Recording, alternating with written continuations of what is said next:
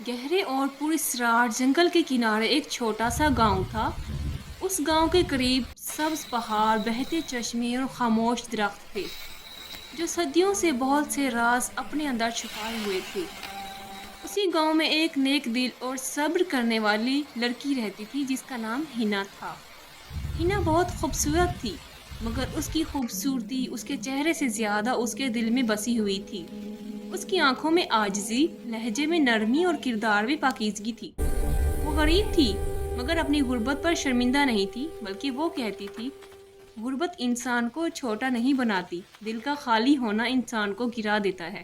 ہینا روزانہ صبح سویرے اپنی بھیڑیں لے کر جنگل میں چلی جاتی۔ ٹھنڈی ہوا، پرندوں کی آوازیں اور درختوں کی سرگوشیاں اس کے ساتھی تھے۔ وہ بھیڑوں کو چراتے ہوئے اکثر اللہ سے دعا کرتی، یا اللہ مجھے ہمیشہ نیک رکھنا، چاہے میرے پاس کچھ نہ ہو۔ ایک دن جنگل میں عجیب سا سکوت تھا، نہ پرندے بول رہے تھے نہ ہوا چل رہی تھی۔ اچانک ہینا نے درختوں کے پیچھے گھوڑوں کی ٹاپوں کی آواز سنی۔ وہ چونک گئی۔ چند لمحوں بعد ایک زخمی نوجوان گھوڑے سے گر پڑا۔ اس کے کپڑے قیمتی تھے، مگر وہ شدید تکلیف میں تھا۔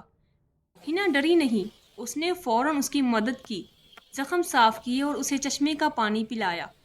وہ نوجوان کوئی عام شخص نہیں تھا، وہ تھا شہزادہ ارسلان، سلطنت نوران کا وارث۔ شہزادہ ہوش میں آیا تو اس نے ایک سادہ لباس میں ملبوس لڑکی کو اپنے پاس بیٹھا دیکھا۔ اس کے لہجے میں نہ لالچ تھا نہ خوف، اگر کچھ تھا تو صرف انسانیت۔ وہ لمحہ دونوں کے لیے قسمت بدلنے والا تھا۔ اگلے کئی دنوں تک شہزادہ کسی نہ کسی بہانے جنگل آنے لگا۔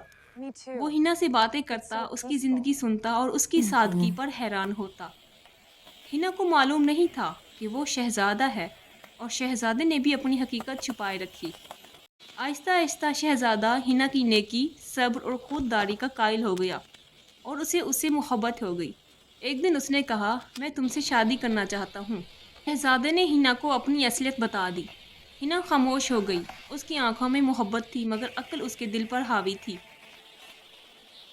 ہینا نے نظریں جھکا کر کہا، میں شادی کے لیے ایک شرط رکھتی ہوں۔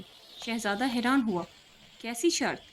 ہینا نے کہا، تمہیں کچھ دن میری طرح غربت میں گزارنے ہوں گے، بغیر محل، بغیر خادم اور بغیر دولت کے۔ اگر تم ان دنوں میں بھی نیک دل رہے تو میں ہاں کہوں گی۔ شہزادہ مسکرایا، لیکن اسے اندازہ نہیں تھا کہ یہ امتحان اس کی زندگی بدل دے گا۔ شہزادہ محل چھوڑ کر ایک غریب انسان کی طرح گاؤں میں رہنے لگا۔ اس نے بھوکے بچوں کو دیکھا، مزدوروں کا پسینہ دیکھا، اور وہ راتیں گزاری جب پیٹ خالی تھا۔ کئی بار اس کا غرور جاگا، مگر ہینا کی باتیں یاد آ جاتی، اصل امیری دل کی ہوتی ہے۔ ایک رات ڈاکوؤں نے گاؤں پر حملہ کیا۔ شہزادہ بھاگا نہیں، اس نے اپنی جان خطرے میں ڈال کر بچوں اور عورتوں کو بچایا۔ اسی لمحے ہینا کو یقین ہو گیا کہ وہ صرف شہزادہ نہیں، ایک نیک انسان بھی ہے۔ اگلے دن شہزادہ ارسلان نے سب کے سامنے اپنی حقیقت بتا دی۔ پورا گاؤں سہم گیا، مگر ہینا پرسکون رہی۔ اس نے کہا، اب تم شہزادہ ہو یا عام انسان، فیصلہ تمہارے دل نے کر دیا ہے۔ شادی سادگی سے ہوئی، محل میں نہیں، بلکہ اسی جنگل کے کنارے، بہتی ندی کے پاس، جہاں پہلی ملاقات ہوئی تھی۔ شہزادہ ارسلان نے سلطنت میں غریبوں کے لیے دروازے کھول دیے، اور ہینا، وہ اب بھی نیک دل چرواہی تھی۔ بس فرق اتنا تھا کہ اب اس کی نیکی سے پوری سلطنت روشن تھی، کیونکہ جب محبت کے ساتھ احساس غربت آ جائے تو بادشاہ بھی انسان بن جاتا ہے۔ اس کہانی سے ہمیں یہ سبق حاصل ہوتا ہے، اصل محبت دولت نہیں، احساس مانگتی ہے۔